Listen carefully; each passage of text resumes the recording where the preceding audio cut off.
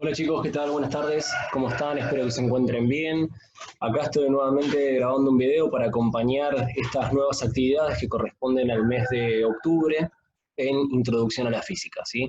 Y seguimos trabajando con los contenidos que veníamos viendo sobre calor y temperatura, ¿sí? Seguimos en esa línea.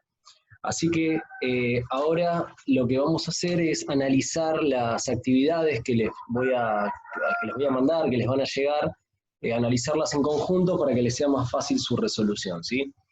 Bueno, en primer lugar, una de las cosas que les pregunto, o los términos que vamos a trabajar en la primera actividad, es el de dilatación térmica, el de capacidad calorífica y el de propagación del calor, es decir, cómo viaja el calor, que puede darse de tres maneras: conducción, convección y radiación. Estos conceptos son los que vamos a ir trabajando ahora de entrada, ¿sí? En primer lugar, vamos a hablar de lo que es la dilatación térmica. Los materiales, cuando se calientan, la mayoría tienden a aumentar su volumen, se expanden. Esto está relacionado con lo que habíamos visto ya en clases anteriores, sobre que el aumento de temperatura le da más movilidad a las partículas y por lo tanto las partículas empiezan a alejarse cada vez más. Eso puede provocar que aumenten el volumen, ¿sí?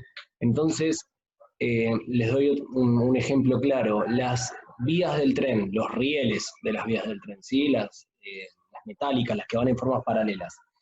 Donde termina una, inmediatamente no se pega al otro riel, sino que tienen una leve separación, ¿sí? Eso tiene que ver con que si estuvieran juntos, cuando se calienta el metal por el rozamiento con el tren, por el sol, por el calor, se dilatarían, aumentan de tamaño, provocarían una deformación. Al pasar el tren podría descarrilar. Por eso se mantienen unos espacios, que es lo que se conoce como juntas de dilatación, para que si se dilata el metal no haya un efecto, no rocen y no se deformen. Entonces, cuando hablamos de dilatación térmica, vamos a estar hablando de esta capacidad que tienen algunos materiales de cambiar su tamaño, su volumen, producto de la temperatura. Bien, eso por un lado. Por otro lado, les menciono el término de capacidad calorífica. Vamos a hablar un poquitito de eso. Eh, Cuando pensamos en una cuchara de madera y una cuchara de metal, por ejemplo, ponemos las dos en agua hirviendo. Después de un tiempo vamos a ver que la cuchara metálica está más caliente que la cuchara de madera, ¿verdad? Bueno, esto tiene que ver con que hay materiales que son mejores conductores del calor, mejores conductores de la energía, pero también debemos reconocer que hay materiales que adquieren y ganan calor y lo retienen más fácil que otros. Entonces, ese es el concepto de capacidad calorífica. ¿Cuánto calor le tengo que dar? ¿Cuánto tengo que agregarle de energía a una masa para que cambie su temperatura? Entonces, ese es el concepto de capacidad calorífica, tiene que ver con eso, ¿sí?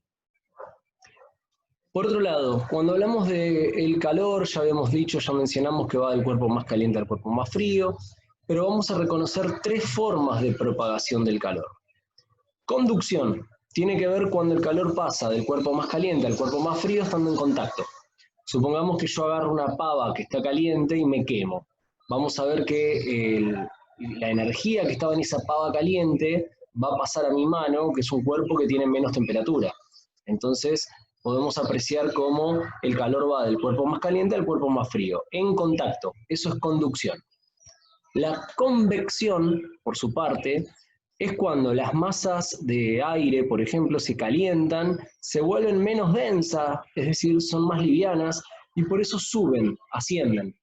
Eso provoca que si ustedes prenden una estufa en casa y tienen tal vez una cama superpuesta o levantan la mano, van a notar que arriba hay mayor temperatura, hace más calor que abajo, porque el aire caliente tiende a ascender.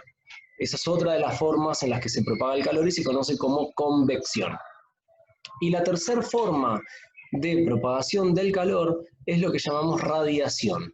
Esto tiene que ver con calor viajando en forma de energía, en forma de ondas electromagnéticas.